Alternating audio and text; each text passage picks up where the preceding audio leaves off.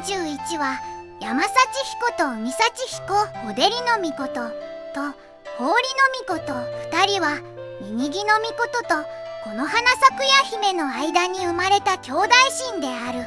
兄おでりの御事は海をなりわいとする神、海幸彦。弟氷の御事は山をなりわいとする神、山幸彦と呼ばれていた。ある日、山幸彦が言った。兄上の釣りというものを試してみたい。海幸彦は弓矢と引き換えに釣り針を貸した。しかし山幸彦はいくら挑んでも魚を一匹も釣れなかった。挙句の果てに釣り針を海に落としてしまう。兄上、申し訳ありません。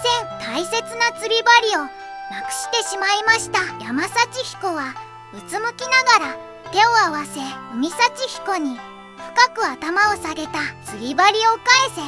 兄は怒るばかりで許す気配はみじんもなかった。弟は必死になって浜辺を探し続けた。やがて山幸彦は海辺に腰を下ろし、悔しさと情けなさに涙をこぼした。その時、波間から静かに声がした。悲しむな、若き神よ。振り返ると、そこには老いた神が立っていた。潮の神、潮土の神であった。お前の探すものはこの海の奥にある。だが釣り針だけが答えではない。本当に問われているのはお前自身のあり方だ。山幸彦はその言葉にうなずくことしかできなかった。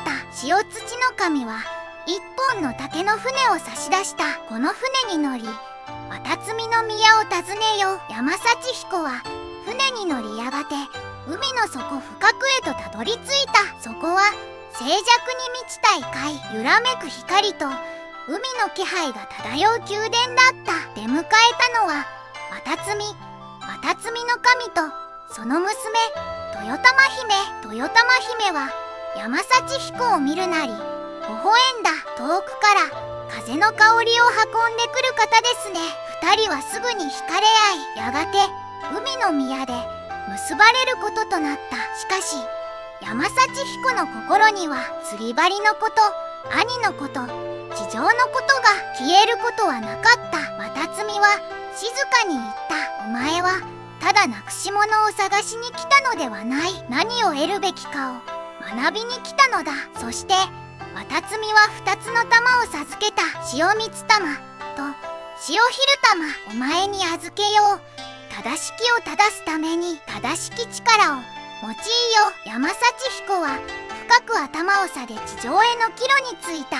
再び訪れた浜辺、海幸彦は変わらず弟を責め立てた。兄上、あの時はすまなかった。あれからどれほど悔いてきたか。山幸彦が頭を下げて詫びるも、海幸彦はさらに怒り狂い、拳を振り上げんばかりの勢いで叫び返した。その時、山幸彦は潮光玉を掲げた。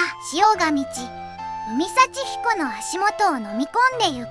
水は膝を越え腰まで達し、荒れ狂う波が彼の体を揺さぶる。待て、やめ。肩まで水に浸かり、声は波にかき消されていった。山幸彦は潮昼玉を手に取り、潮を引かせた。